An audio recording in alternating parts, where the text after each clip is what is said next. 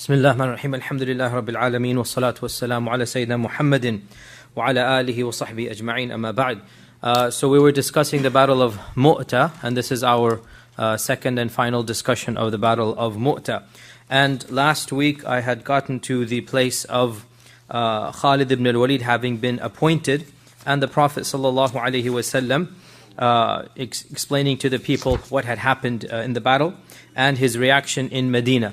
Now let us go back to the battle and mention what did Khalid ibn al-Walid do. And once again I reiterate that unfortunately we really just have 2 or 3 explicit narrations from which we have to derive the entire story. So what appears to be the case is that Khalid ibn al-Walid, he realized that there's no way to achieve actual victory, and that the only real victory would be to preserve the Muslim army from complete destruction, from massacre. So what did he do? He has a 2-pronged tactic. The first tactic was that he organized the army for a quick, short-term attack. And the purpose of this was to cause the Romans to stop from their onslaught. So he wanted to just launch a quick attack to pause the Romans and cause them to stop in their onslaught.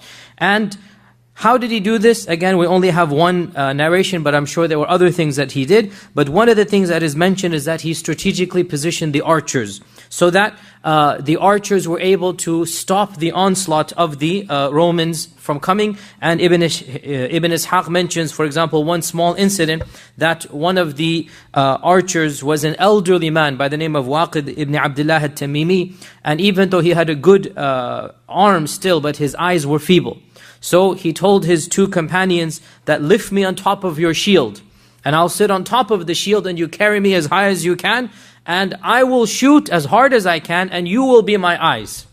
So he used 2 people to basically guide him, turn more this way, more that way. And so a group of archers basically were the primary method that was used. And there's no doubt that there was a direct onslaught as well. And this is mentioned by Khalid himself in Sahih Bukhari. He says that on the day of Mu'tah, 9 swords broke in my hand. 9 swords, one after the other, kept on using 9 swords until I finally only had left 1 Yemeni shield. So from this we derive that there was also an onslaught, there was also an attack on the ground, on infantry, and this was led by Khalid ibn al-Walid. And what this did was that by the time night fell, the 2 armies had managed to separate themselves outside of the distance of a bow and arrow. So they are now safe from the bows and arrows throughout the night. The 2 armies are now within visual sight, but not within the sight of bows and arrows. And so when night fell, the Muslims are at least safe for the time being, and they took shelter behind a hill. And it was on that evening that finally the martyrs could be buried. So the bodies had been lying there for the entire day. So in the evening, that was when the martyrs could be buried, and the 3 of the leaders, and that is of course Ja'far and who else? Number 1 was who? This is a simple quiz. Zayd. And number 2? Ja'far. And number 3? Abdullah bin Rawaha. That all 3 of them were in fact buried in one grave. Now, what happened the next day? The fact of the matter is the books do not tell us anything, at least the classical books. From what I could find, nothing explicit is mentioned. But I did find in one of the later books a technique or a strategy. And I don't know where this author got it from, but Allah knows best, but it appears to be something that is constructed or read into the classical books. That another tactic that he did the next day, Khalid ibn al-Walid, was that he gave the impression that a group of reinforcements were arriving. He gave the impression to the Romans that a group of reinforcements were coming from Medina. And what this did was it caused the Romans and the Christian Arabs to simply pause, because now they're worried that other groups will come. And in this pause, Khalid ibn al-Walid and the Muslims basically managed to run away from the battlefield and achieve complete security. Because had they left in front of the eyes of the Romans would have followed them. And if they had followed them, they would have been massacred. So by giving the illusion of reinforcements coming, the Romans paused for a few hours, and in that few hours, Khalid ibn Walid and the Muslims managed to escape to security.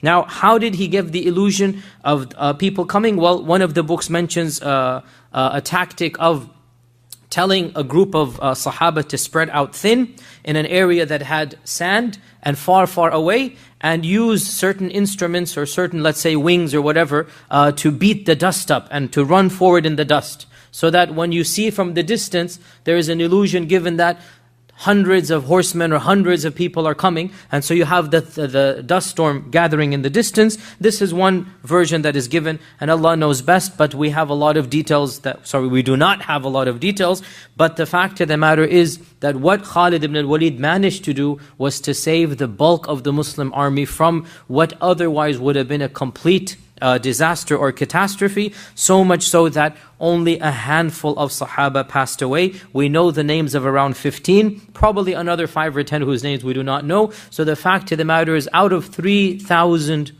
people, 1% basically passed away. 1%. And that is, alhamdulillah, a very, very great, if you like, victory in its own way, that faced with the odds that they were faced with the superior fighting power, still the fact that less than 1% of the army actually passed away or died, and the rest of them returned. So from this, the question arises, and by the way, on the way back, they passed by the same village that had wounded them and killed one of their own, and they extracted revenge. Again, the books are not clear what exactly they did, but they extracted revenge, and they got their revenge from those people that had killed the Muslims. Now, the question arises, is Mu'ta a victory or is it a loss? There are 3 opinions about this issue. The first opinion is that Mu'ta is a victory. In fact, they said it is a big victory. And this is the position of Musa ibn Uqba, who is a contemporary of Ibn Ishaq and also a famous Sirah expert of the classical time. And also the opinion of Imam al-Bayhaqi, who died 438. And also the position of Ibn Kathir, who died 790 something. So Ibn Kathir, the famous Ibn Kathir. They all felt that Mu'ta is a massive victory. What is their evidence? Well, their primary evidence, of the things they say, not their primary, of the things they say, the fact that the Muslims by and large returned successfully with less than 1% casualty. Number 1. Number 2, the fact that they took some war booty, which is true, they took some booty back with them. We'll talk about one of the stories today as well. And number 3, their main evidence is what the Prophet Muhammad ﷺ himself said. What did he say? The hadith is in Sahih Bukhari. We already mentioned the first part of it last week, and that is that the Prophet ﷺ told them of the deaths of Zayd and Ja'far and Abdullah as they're being killed, and he's describing it, and he is crying. And then what did he say? Until a sword from the sword of Allah took it, and Allah gave them victory. Now, the evidence here is khalas, QED as they say. Nothing more to be done. If the Prophet Muhammad ﷺ says, Fatah Allahu ala yaday, then it's Fatah. And Fatah means victory. So they basically use theology and they say, khalas, if the Prophet ﷺ said it, then khalas, it must be a Fatah. Just like Allah says, Inna fatahna laka fathan mubina, even though Hudaybiyah seemed to be a loss. But Allah says it's Fatah, so it is a Fatah. So that it's basically a theological point. That because the Prophet ﷺ said it's a Fatah, Mu'ta is a Fatah. Okay.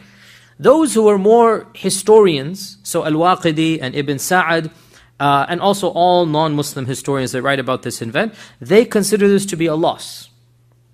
They consider this to be a loss.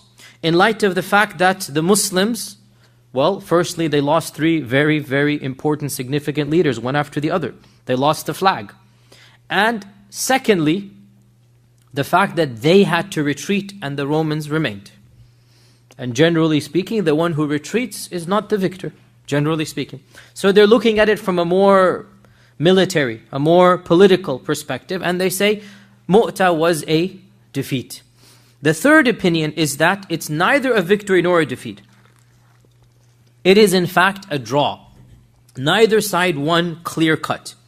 And they say, now this is the position of Ibn Ishaq himself, it is the position of the Andalusian scholar Ibn Abd al-Barr, is also the position of Ibn al-Qayyim in his Zad al-Ma'ad, that Mu'ta was basically neutral. No side was a clear victor. They say similar to Uhud, which is also the correct opinion in Uhud, by the way, that it is not a victory or a loss, it's basically a little bit of both, so it becomes equal in the end, and in some ways the Muslims had the upper hand. So in this position of the Mu'ta, they say, Mu'ta is neither a victory nor a loss. Now why? Because they say, neither side attacked the other, and the 2 sides returned both of them back to their places. And they say neither side took prisoners of war. When I say attack the other, I mean at the end of the battle. There was not a clear frontal assault from either side. Both of them returned back. And the fact that neither side took prisoners of war. And in terms of dead, it is probably equal, or maybe the Quraysh, the pagans or the Arab Christians had a little bit more, but it's not as if there's any significant issue there. And therefore, because both sides returns back home and neither side annihilates the other, therefore it's a tie. It's a draw.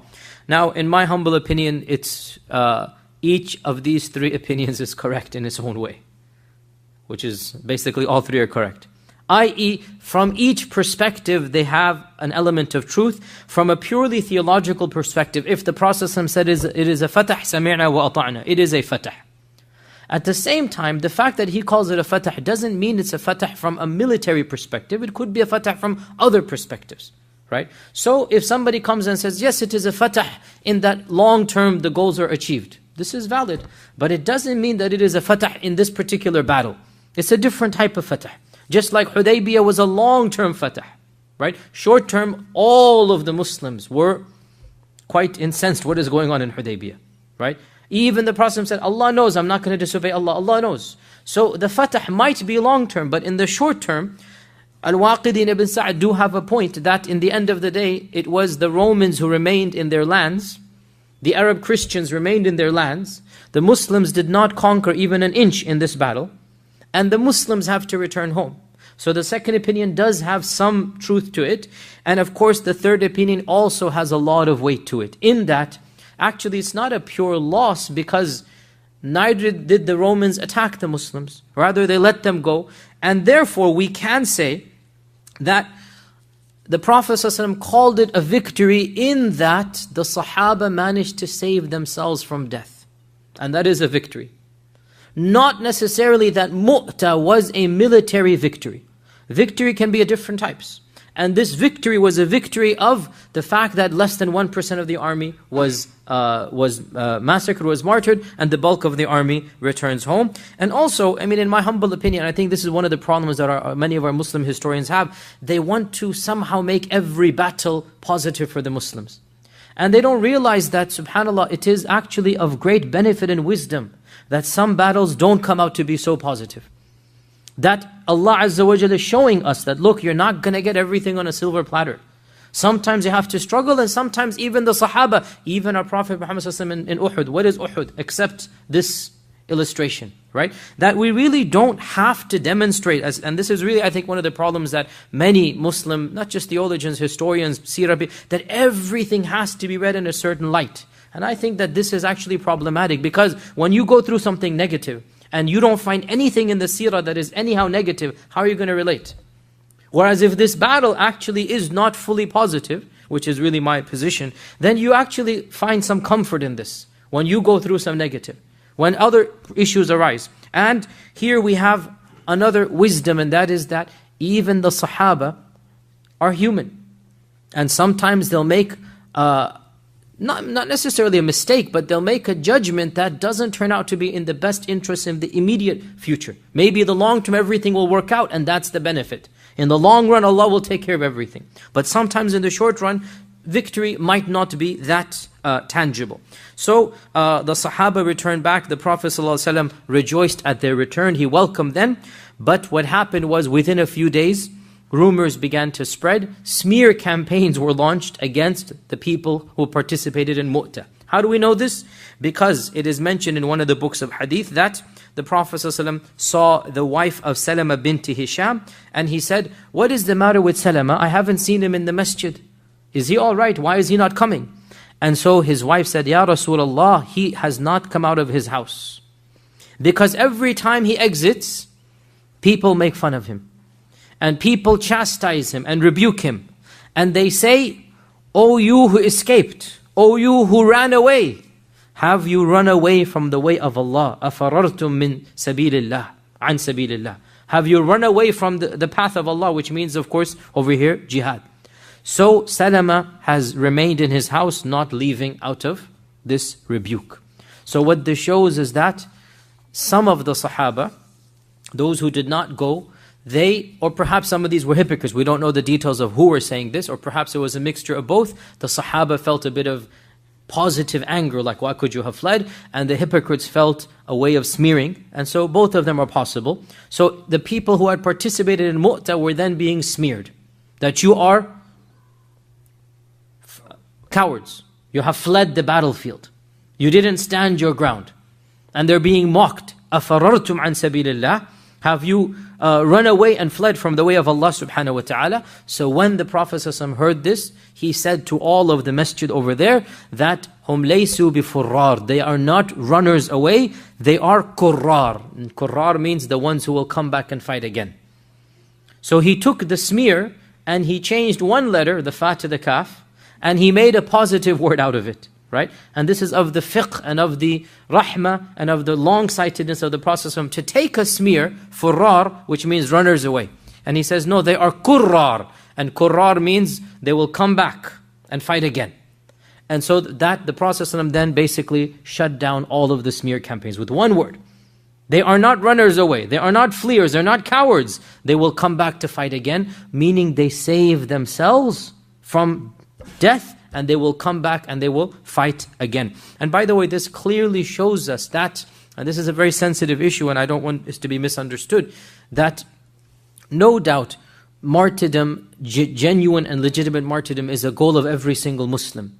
At the same time, this goal is not expedited foolishly. You don't walk into the battle wanting to die and therefore just standing there doing nothing. This is not of the fiqh of our religion, because if everybody did this, then there would be no legitimate battle. Every warrior would just throw his arms and say, Yalla Bismillah, I want to meet Allah Azza wa Jal. Right? This is not the way. And therefore, these Sahaba, 99% of them returned back. Some of the Sahaba seemed a little bit overzealous, like, how dare you turn your backs? How dare you run away from them? And the others that actually had fled, they obviously felt guilty. That's why Salama is sitting at home. That, you know what, maybe there is a right point here. Maybe I should have stayed there. Maybe I should have just died. But the Prophet is demonstrating, no doubt martyrdom is a genuine goal of every Muslim. This is, wallah, you cannot deny this. Our Prophet clearly said that a legitimate martyrdom obviously is something we all want. But we don't want foolish martyrdom. We don't want illegitimate martyrdom. And this is what this hadith shows, that they haven't run away out as cowards. They have protected themselves so that they can fight a legitimate battle once again. They're not furrar, they are qurrar. And after the army had returned, and last week we had mentioned the story of the women of Ja'far, and they were wailing and screaming, and the messenger comes back 3 times, as you remember this story from last time. So when this occurred, the Prophet ﷺ commanded that food be prepared for the family of Ja'far, and he said, "Isna'u li ali Ja'far ta'aman." Prepare food for the family of Ja'far, for a matter has occurred that has made them busy. And so food was prepared for them. And after 3 days, he visited the family of Ja'far. He visited the wives and the children of Ja'far. And he said, after today, let no one cry over my brother. And he called Ja'far Akhi. Because Ja'far is a Akhi and a cousin, is a close confidant of the Prophet ﷺ. So let nobody cry after today over my brother. And he called for the children of Ja'far, and there was Abdullah ibn Ja'far, there was Muhammad ibn Ja'far. So he called for the children of Ja'far, and Abdullah was the older of the two, and Abdullah narrates this hadith. Abdullah was probably 7 years old, 6 years old at the time. He remembers this. So Abdullah is narrating the hadith, that the Prophet visited us after my father had died, and he called for us to come, and all of our hair was disheveled. In fact, the wording in the hadith was, he said, we look like baby chickens. Like completely, every hair. The reason obviously being that the mother's not going to comb their hair. She's just lost a husband. She already is quite traumatized. We heard what happened last week with her. So she's not really combing the hairs of the children at this stage. So their hair is all disheveled. And the Prophet ﷺ sees this. So he orders that a barber be called. He takes charge even of the barber of the children. He orders that a barber be called and that their hairs be trimmed or shaved off. And then he praises or talks to each one of the children, and he says, as for Muhammad ibn Ja'far, as for Muhammad, he looks just like my uncle Abu Talib. And of course Abu Talib is Muhammad's grandfather, right? Muhammad ibn Ja'far ibn Abi Talib. So he said, this one looks just like my uncle. And then he called for Abdullah and he said, as for Abdullah, he looks just like me and he acts just like me. In other words, the point is every one of these children, he's like kind of making them feel something special, right? And Abdullah was the oldest of them, so he held on to Abdullah's hands and he raised it up and he said, "Oh Allah, allow Ja'far's progeny to remain, يعني أخلف في ذرية Ja'far," which means that, basically means, "Oh Allah, bless the remainder of Ja'far's progeny. Oh Allah, allow them to flourish. Oh Allah, bless Abdullah in all of his transactions," because Abdullah is going to be the man of the house now. Abdullah is going to be the caretaker. So, oh Allah, whatever he does for money, basically, in his safaqat, which means buying and selling, oh Allah, bless him in all of this. And he said this 3 times. And he told them that your father has been substituted instead of his 2 hands, because they have heard the gruesome news that both of his hands have been cut off, that they have discovered his body without 2 hands. So they've heard this. So he tells them, as for your father, Allah has substituted 2 wings instead of his 2 hands, and he is flying around in Jannah wherever he wants to go. And his mother, their mother, who is their mother? Who is the mother of these children? Who is the mother of these children? We have mentioned her name at least 10 times in the Sirah. No, no. None of the sisters, this is disappointing because sisters should know the names of the Sahabiyat. No, I'm not even going to mention you anymore. Khalas, there's no point. Bint someone, I like this. She's bint someone. Asma binti Umays. No bells ringing still. Asma binti Umays. Asma binti Umays. Who is Asma binti Umays? The daughter of Umays, mashallah. Asma binti Umays. Asma binti Umays was firstly the wife of Ja'far. Then when Ja'far passed away, right now he becomes a shaheed, Asma marries Abu Bakr. And when she marries Abu Bakr, so the 2 of them have, who's named? Guys, today isn't a good day for us. It's too cold, that's why. So coldness destroys memory. Muhammad ibn Abi Bakr, the famous Muhammad. I mean, how many children does Abu Bakr have? Muhammad ibn Abi Bakr, right? Then Abu Bakr passes away. Then who does Asma marry? Ali ibn Abi Talib, right? So Asma married Ja'far and Abu Bakr and Ali. And from each of them she has children, mashallah, tabarakallah, right? And of course this shows us, I mean, without having to, I mean, obviously, I've said this so many times, the stigma of divorce did not exist amongst the Sahaba as it exists in later Muslim societies. A divorced lady was not considered to be someone that, is khalas, that's it, she might as well live the rest of her life alone. That type of attitude did not exist amongst the Sahaba. And we have so many of the Sahabiyat, marrying one after the other, and they didn't consider divorce to be that type of stigma. There's a little bit of an anecdote mentioned about Asma when Ali was married to her. So Muhammad ibn Ja'far and Muhammad ibn Abi Bakr, right? There are 2 half-brothers. They began debating with one another whose lineage is better. Now their mother's one, right? And so Muhammad ibn Ja'far said, I am the son of Ja'far, I am my father this, my father that. And Muhammad ibn Abi Bakr is saying, I am this, I am that. My son and my father is Abu Bakr and this and that. And so Ali is sitting there watching these 2 young men, boasting that which one of their fathers was more noble. So he wants to tease his wife, Asma. So he says, Khalas, your mother shall be the judge. Now, the 2 men are his competitors in terms of ex-husbands, right? So he wants to tease his wife. Like, which one will she choose? So your mother will be the judge. Who was the more noble of the 2? Because she was married to the both of them. So he calls Asma out and he says, you decide between your 2 sons. And so he puts her on the spot. This is just an anecdote, not related to Mu'tah. And he puts her on the spot. Which of the 2 men is better? And look at the intelligence of Asma. Asma bint Umays says, as for the shabab, the young men, then Ja'far is the Sayyid of them. And as for the kuhul, and that's like the wise senior men, then Abu Bakr is the Sheikh of them. So in other words, both are top. Because Ja'far was young when he passed away. Abu Bakr was obviously 63, 61 when he passed away. Right? So she's saying both of them were the best. So Ali says, then what have you left for me?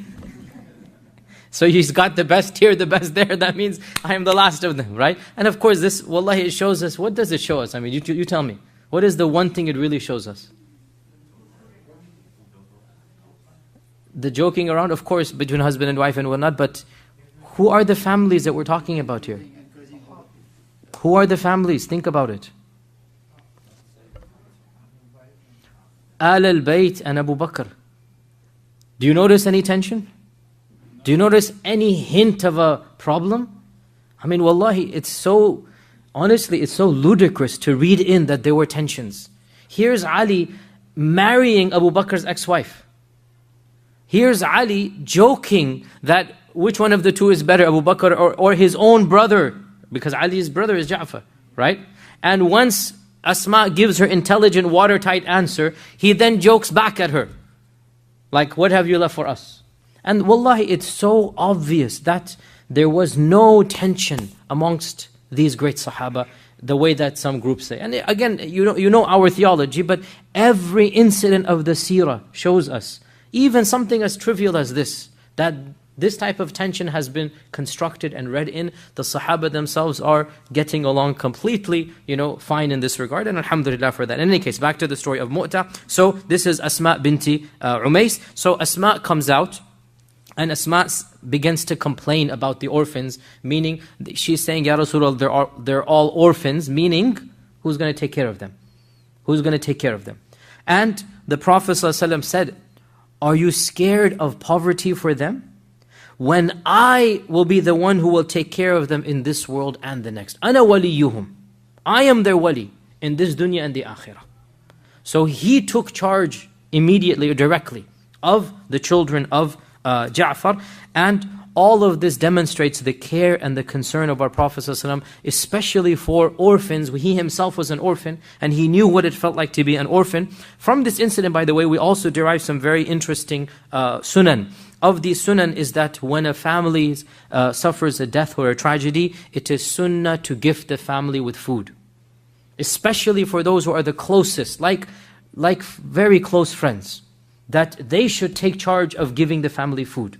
And this is proven in the hadith of the Prophet ﷺ, إِسْنَعُ لِآلِ جَعْفَرَ طَعَامٍ. Make food for the family of Ja'far because something has come that will cause them to be too busy to cook for themselves.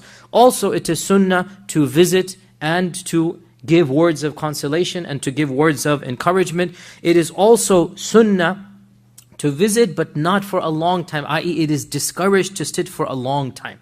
It is makruh to turn that visit into a socialization session.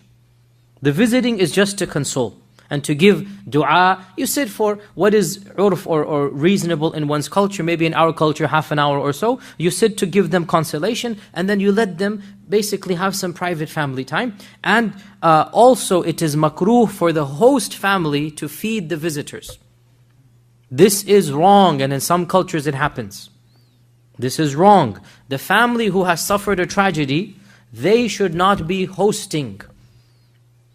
And there is a hadith to this effect. It is narrated by Jarir ibn Abdullah al-Bajali, the famous Sahabi, Jarir ibn Abdullah al-Bajali. He said, we used to consider gathering in the house of the Mayyit and there preparing food for us a part of the wailing that the Prophet forbade, the niyaha. The niyaha is forbidden. So notice, he said two things. We used to consider gathering in the house of the deceased. Now, by gathering, he could not have meant visiting because the Prophet visited. So by gathering is meant you stay there and you make your visit into a socialization. This is not the purpose of consolation. And the feeding of the guests, i.e. by the people that are suffered a tragedy. We used to consider this a part of the forbidden niyaha, the forbidden wailing. This is a part of it. And therefore we have to be careful that we do not fall into this as well. Also of the wisdoms we learn here that the Prophet waited for 3 days and then he came back and he consoled them. And what this shows us is that for 3 days, as we know, mourning is allowed, and then after the third day, mourning should stop, except for the wife who remains in her iddah. And iddah is slightly different than mourning. Mourning, the legitimate mourning, is to feel a sense of loss, a sense of grief and crying, and altering your lifestyle or schedule to a little bit. I.e., you're so depressed you don't feel like eating too much. You're so depressed you maybe take off from work. This is halal and jaiz for 3 days. Beyond this, to beat yourself, to wail out loud, to cry claims of kufr. Who's going to take care of me? How will I live? I cannot live without you. This is haram. So wailing, and wailing means to raise your voice out loud, and shrieking. And these were things that they are still done in some cultures, Muslim cultures. And in fact, our Prophet ﷺ said, 4 are the things of jahiliyyah, my ummah will never give them up. 4 are the things of jahiliyyah, my ummah will never give them up. Number 1, he said, niyaha ala al-mayyit. And niyaha is basically the types of pagan customs that existed in jahiliyyah. Of them is wailing, of them is crying out loud. He said these will remain in my ummah forever, even though they are from the jahiliyyah. So what then is allowed? I gave you some examples of what is allowed. Crying without wailing, tears coming out. Our Prophet himself, when the news came, Aisha says he had to sit down. I mean, wallahi, think about that. Rasulullah ﷺ, he's so overcome with grief, jealous. I mean, that's a shock. And he was crying. Anas says he was crying.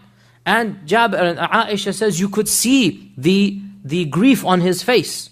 This is all permissible. Now, as we said last week, Asma, or I should not mention, the women of Ja'far and the family of Ja'far went a little bit beyond. And here we find a big wisdom.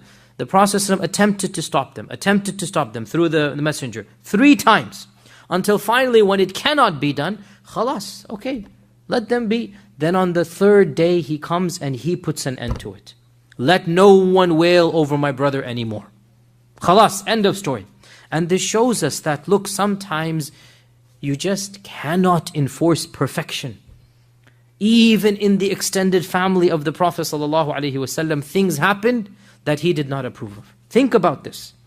And I say this all the time, that when a person dies, now is not the time to become fine-tuning detail of what is sunnah and what is bid'ah and what is complete. It's person is overcome with emotion. A person has lost his mother, his grandmother, his father, doesn't understand fully. If you are an intricate member of the family, then you speak and you say, okay, let us do this. If you are a stranger or an acquaintance or just a friend, now is not the time to become Mr. Sunnah and tell them this is bid'ah and this is haram. You let them do what you want, and then at a better time, at a better occasion, you can teach them what is the appropriate sunnah.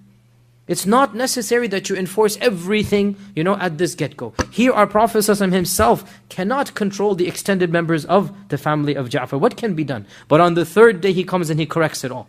He goes, okay, end of story. These kids haven't been combed, clean their hair up. You're going to stop crying, you're going to get your life to act together. So after 3 days, you have to stop living in that shock state.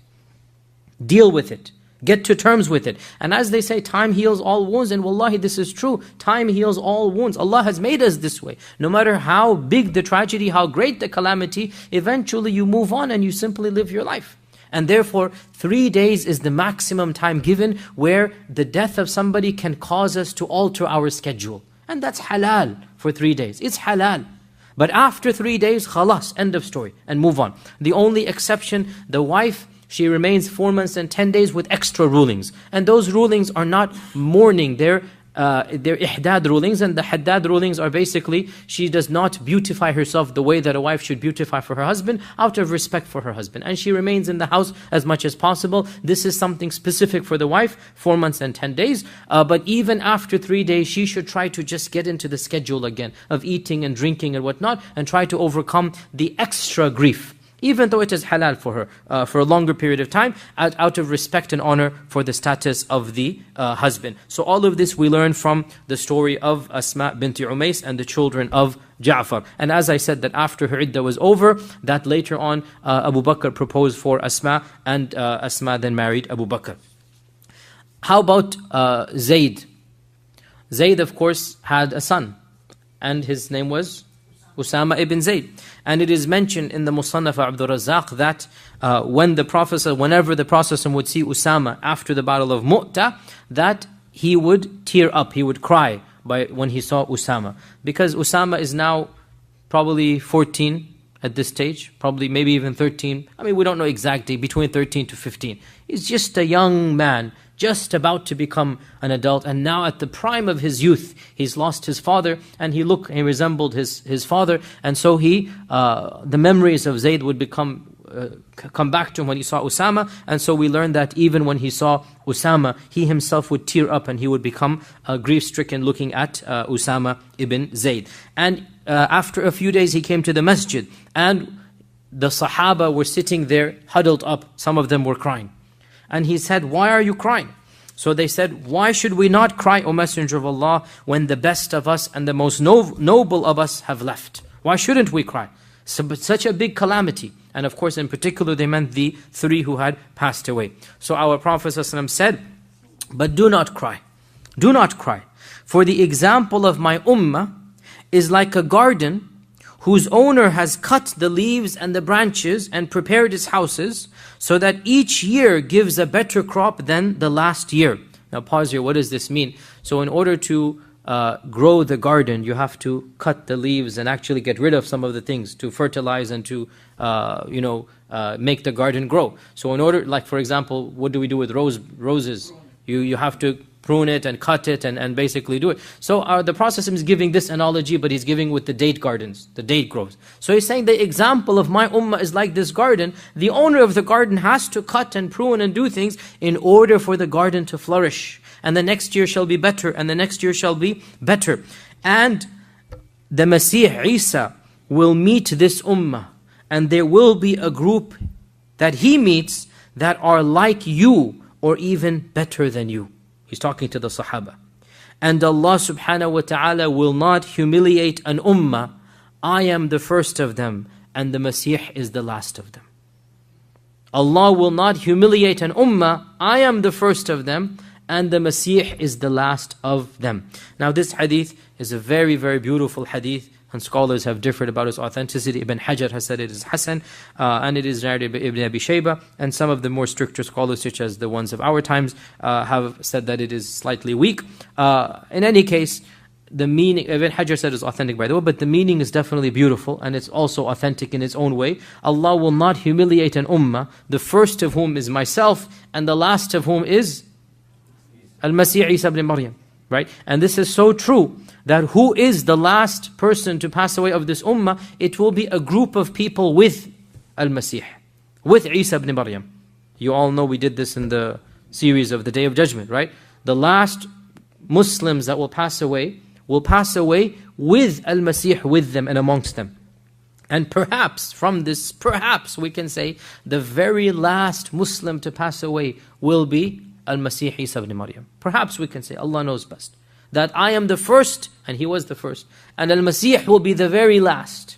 And what a beautiful way of showing the perfection of this ummah. So he said, Allah will never humiliate this ummah. I am the first and Masih is the last. And Al-Hassan ibn Thabit and many of the other Sahaba, they wrote long lines of poetry about the martyrs of Mu'tah, and these are recorded in Ibn Ishaq and other books. And the point being, from all of these narrations, we learn Mu'tah was a very traumatic incident for the Sahaba, and especially for the Prophet Muhammad ﷺ. It was one of the most traumatic episodes of the Sirah, and sadly many of us are completely unaware of Mu'tah. We don't even know who died and what happened in it, but you look at the trauma, you look at the grief that had afflicted all of the Sahaba, and especially our Prophet Muhammad ﷺ, and we notice its importance and its status. Now there's also one final story about Mu'tah before we conclude and summarize, and that is that there's a side story mentioned which has some benefit. And that is that in the Battle of Mu'tah, there was also a group of helpers, al-Muddadis from Yemen. That's not a tribe. The al-Muddadi means the one who is helping. And they had joined the army to fight against the people of the Romans and the Arab Christians. And one of them, a story is mentioned about him. One of them, he only had one sword in the fight. And when the Romans came near, one of the Muslims had sacrificed an animal to feed to the army, so he asked him, can I take the skin of this animal? So the Sahabi said, take it. So he took it and he made a leather armor out of the skin. He tanned it, he fixed it, and he doubled it up, and he made an armor out of it. And there was a Roman, perhaps lieutenant, again the books of Sirah do not mention his level and rank, but there was a Roman with very, it says bright armor, golden armor. And he was wreaking havoc in the lines of the Muslims. And so this Mudadi basically attacked him with only goat skin and a sword. He attacked him and managed to kill this Roman, maybe lieutenant or general. And he took his horse and his armor and his weapons, and he took everything as booty, right? Now, of course, this is the fiqh, that the one who kills a soldier will get the personal belongings of the soldier. Now, when the battle is over, so he takes all of these into his basically baggage, and Khalid bin Walid says, what is this? He's the commander, no? Khalid is the commander. He says, what is this? So the man says, I killed the Roman, and so I get all of his goods. So Khalid said, this is too much. And they said that there was a golden coat of armor, and there was a beautiful horse, and so you can imagine if he's clearly not just a soldier, he's clearly somebody high up, whatever would have been there, which would have been very valuable and very whatnot. So Khalid says, this is too much for one soldier. You must give some to the treasury. You must give some to the general fund to distribute to everybody. So the man says, but this is the sunnah of the Prophet, and this is what he told us to do, that the qatil, the soldier who kills, gets everything from the soldier that he killed. And this is the general rule. Right now, again, I said this applies to an army that is not paid. As for an army that is paid by the government, remember, in those days, the armies were voluntary. And each person has been told that whatever you get is going to be yours, and then on top of that, the general treasury, you will get a share. And what is the percentage of shares between the one who has a horse versus the one who doesn't? The one with the horse gets 3. 1 for him and 2 for his horse. Right? Why? Because taking a horse into battle, that horse or that camel is worth a lot of money, and you're risking it.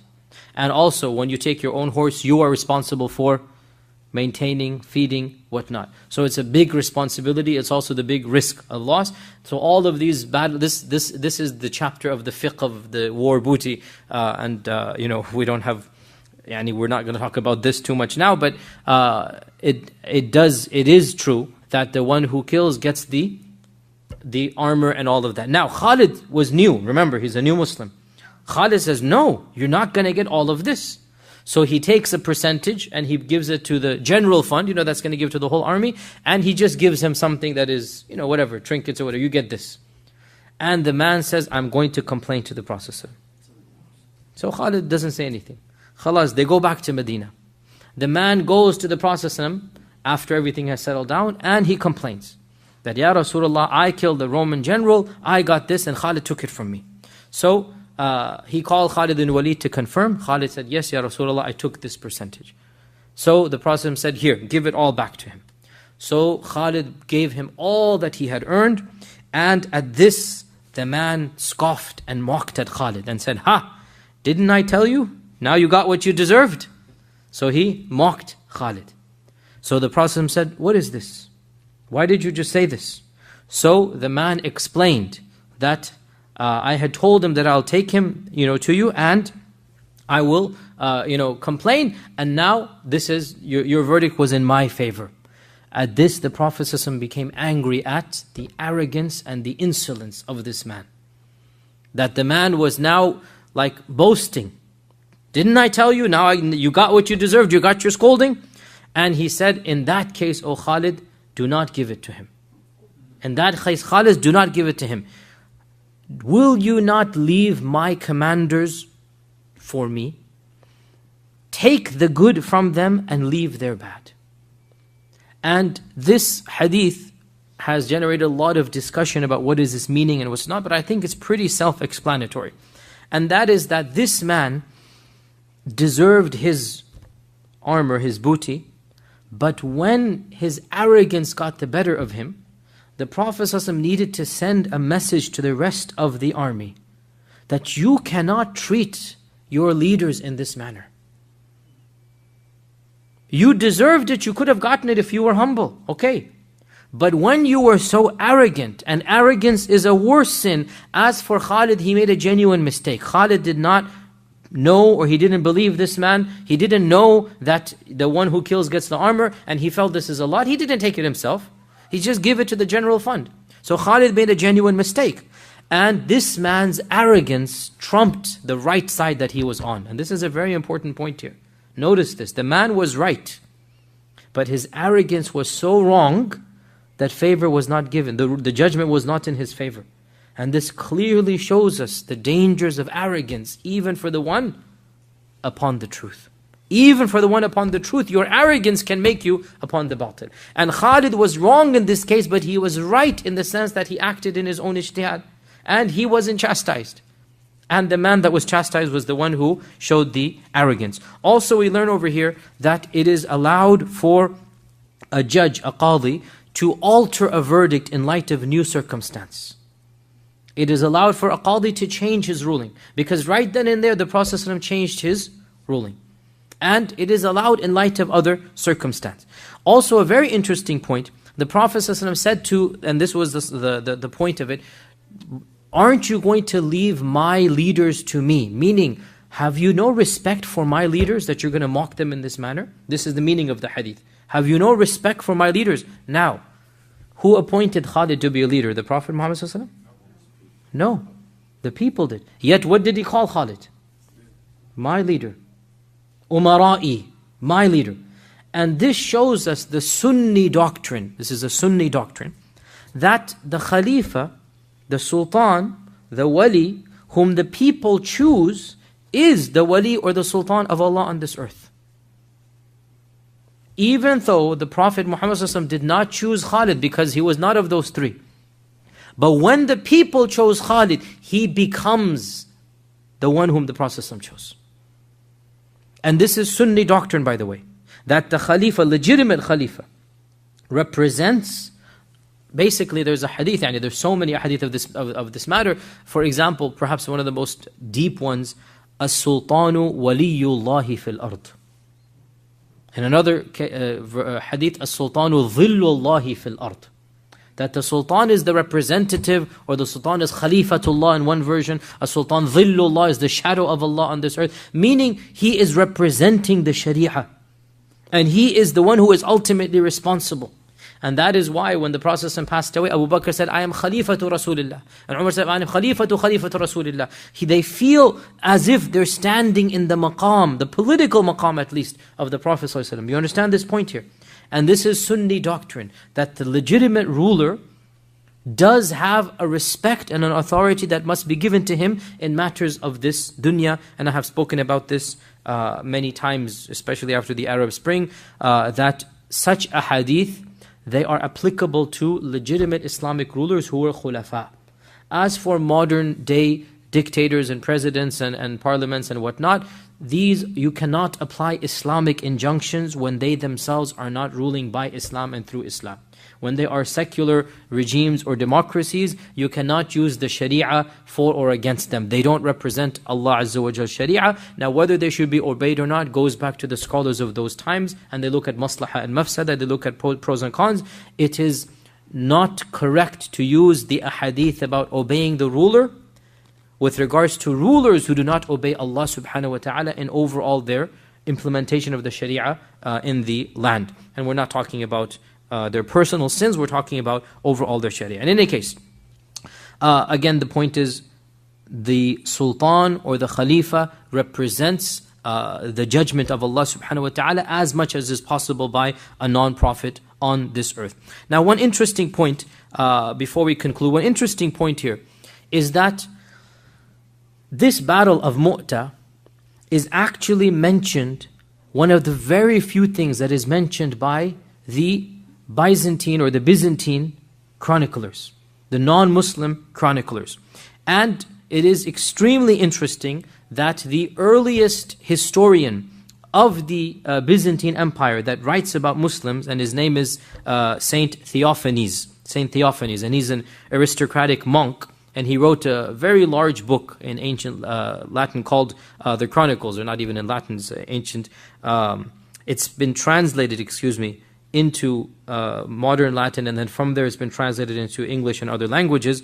And this work is the earliest work of the Byzantine Empire that mentions the Prophet Muhammad ﷺ. And it mentions even the Battle of Mu'tah. And Theophanes died around 820 CE. So 820 CE is very early on. That's one of the earliest books written. And he uses sources that we no longer possess. And one of the sources that he uses is that of an Arab source, that is a non-Muslim source, that he's using an Arab source to talk about the Islamic side of things.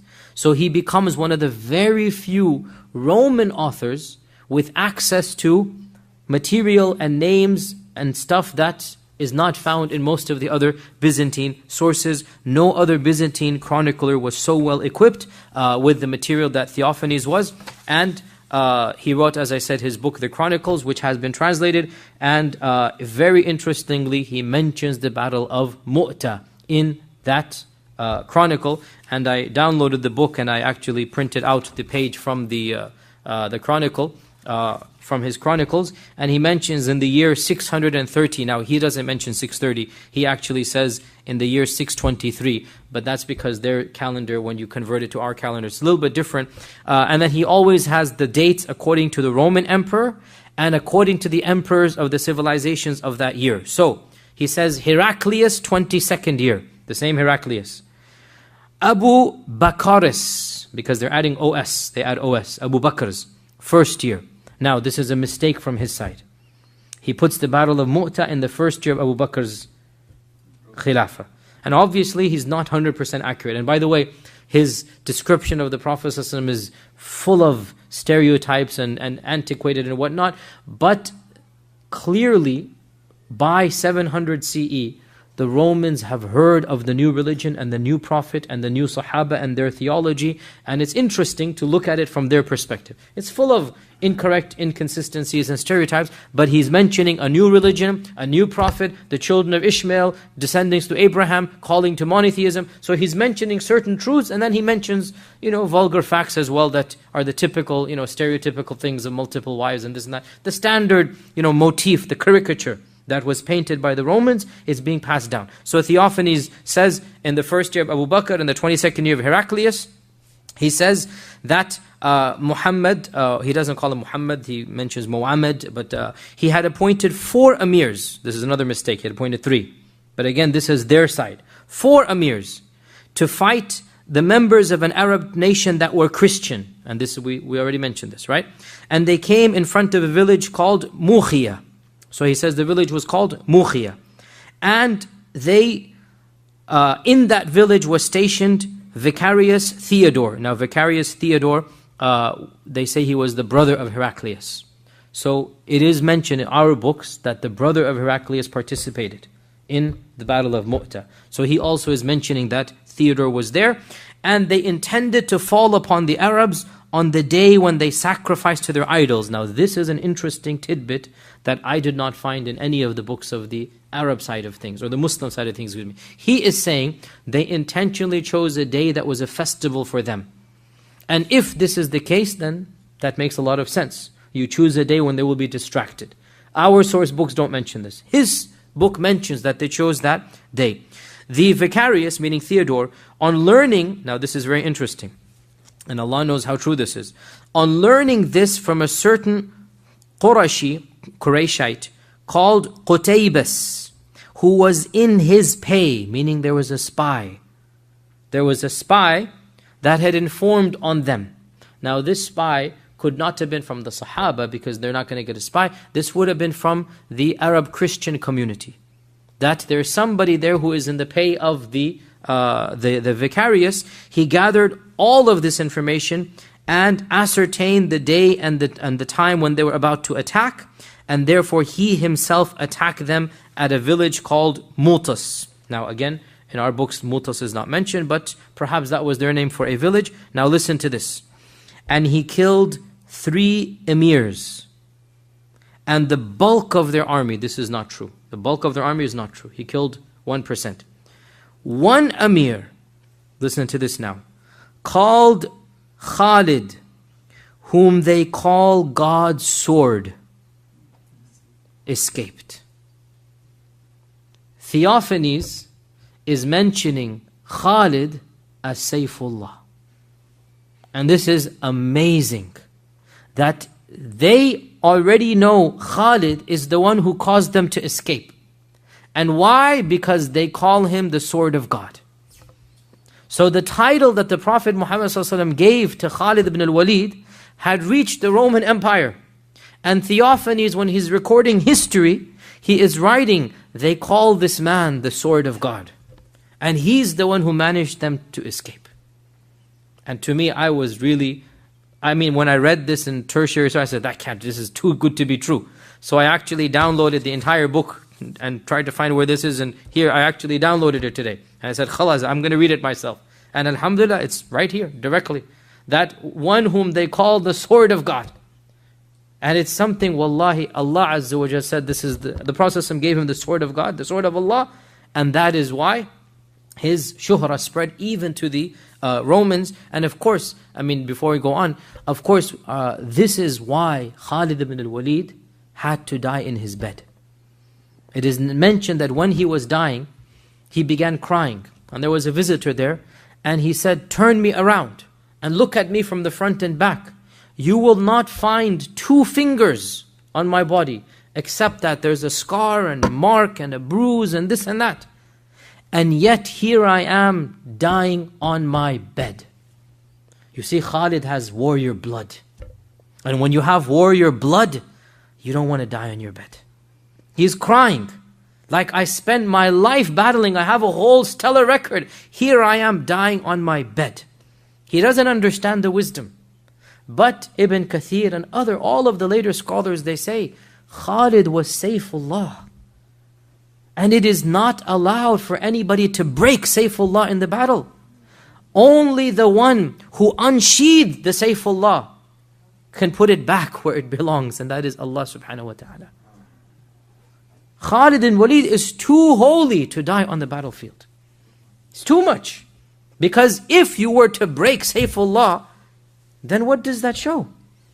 So the one man who did so much that he's actually called the sword of Allah is not allowed to die on the battlefield. And he did not understand this. But inshallah he got the ajr of the shaheed. But he has too holy to die as a shaheed. Now, final point here. So the primary benefit of the Battle of Mu'tah, what exactly does this do? It opened up the northern lands, because I would say 95% of the battles of the Sirah are southern. Medina downwards. Right? The Battle of Mu'tah is the largest battle up north. And there were small skirmishes, but Mu'tah was the mother of all northern battles. You understand this point? All of the other battles are going down south. Mu'tah, what it did was, okay, I agree, we all agree, the Romans were not defeated. And the Christian Arabs were not defeated way up north in Tabuk and whatnot. But what happened was the reach of the Ummah has spread at least to the peripheries now. And the strength of the Muslims is established, and fear is put in the hearts of those Arab Christian tribes. Fear is put in their hearts. And we will come back to this in Tabuk, that when the Prophet himself marched north, they couldn't even fight him. And there's no denying that Mu'tah had an impact. If only 3,000 of them could do so much damage to, however, 10,000, 15,000, we don't know the numbers, but suppose there were 15,000, 10,000. If only 3,000 could do so much damage and still escape, what are we going to do when the Prophet Muhammad himself comes? So when Tabuk takes place, they don't even show up. I'm telling you this beforehand, but we'll come to Tabuk later on. They can't even fight the Prophet Muhammad ﷺ. So it's the first and only major battle that takes place up north. It's also the first and only battle in the lifetime of the Prophet with the Romans. It's the only battle with the Romans, and obviously this opens up the door of fighting the Romans after the death of the Prophet.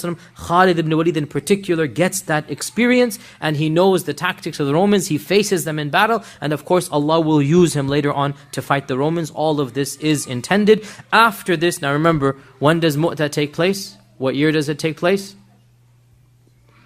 Beginning of the 8th year of the Hijrah. The beginning of the 8th year. When is the conquest of Mecca? Ramadan of the 8th year. Ramadan of the 8th year. Hajjatul Wada' is the 10th year. Right? Ramadan of the 8th year. So we're about to now, very soon inshaAllah ta'ala, finish off the conquests. Because the very next incident is going to be the conquest of Mecca. During the 2 years after the Treaty of Hudaybiyah, basically Hudaybiyah is 6th year, and then Mu'tah is the beginning of the 8th year. During this 1.5 to 2 years, every single serious threat to the Muslim community has been eliminated. By going up north, the message has been given to them, you cannot attack us. That's the least thing. And remember the Ghassanid chieftain, what was he saying? I'm going to show you who's the boss. I'm going to come down. I'm going to do this. Now it's all threat. You're not going to do anything once you've seen what they can do to you in your own territory. So it is true to say Mu'tah was not a victory, but the message was given. And that message was, don't mess with us. You can't mess with us. And therefore, at the end of this incident, the Battle of Mu'tah, every single serious opposition to the Muslim community has been eliminated. The only threat, even that in quotation marks that is left, is a weak, debilitated, declothed, detoothed, neutered Quraysh. Nothing left. It's just an old dog without any teeth. Nothing left. Lots of empty air. But they're all now defecting over. And that's what Amr ibn al-As himself, that's why he left. Like, what's left now? It's only a matter of time. We will be conquered. Even Amr, and he's the statesman. He's the politician. He sees this. That's why he is the very last to go. And therefore, inshaAllah ta'ala, we will pause our seerah for a few weeks for the break. And then we will resume, inshaAllah, next Gregorian year, 2014. And inshaAllah ta'ala, we should be finishing the entire seerah within the Gregorian calendar, 2014. InshaAllah ta'ala. And with that, if there are any questions or... Yes? Why do you think the Battle of Mu'tah is not as famous as the other battles?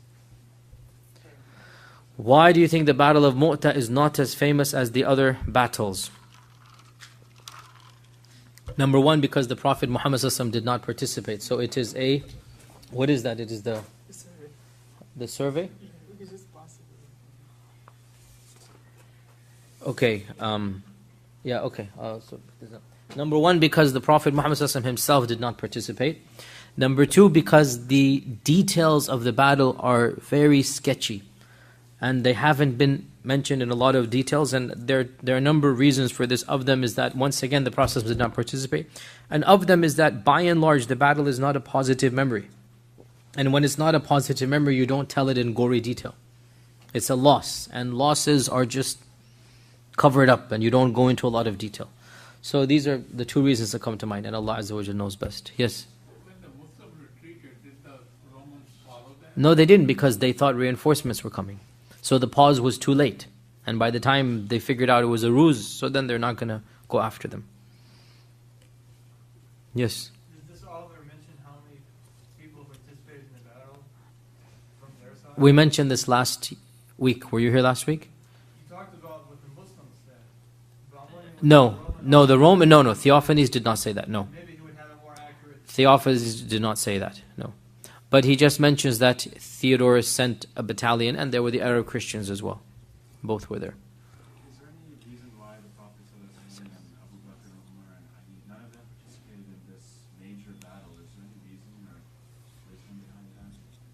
We do not know why the Prophet himself did not participate in this. Allah knows best. We can only assume things. Why did the Prophet not go to Mu'tah? But he did go to Tabuk, which actually would have been more dangerous, and it was more difficult, and it was in the summer months. So Allah knows there must have been something else going on. Allah knows best. Yes? Prophet mentioned it was a victory, and then he was talking to the masjid. However, the Sahabas were ridiculed. So did no one hear him when he said that? Why would they ridicule the Prophet? So he said it's a victory. The Sahaba, or these Sahaba, were accused of running away from the battle. Two separate things. They were accused of running away, turning their backs on the Romans and fleeing. And you can say that that did occur, that they turned their backs and they saved themselves. So the fact that they fled does not necessarily disqualify it as being a victory, and that's what I am also saying. That when the Prophet ﷺ calls it a fatah, it is a fatah in its own way, and that is that the Muslims are saved. But the Muslims were not fleeing out of cowardice. The Muslims were fleeing because it's no point, it's useless. It's a tactical retreat for a later fight.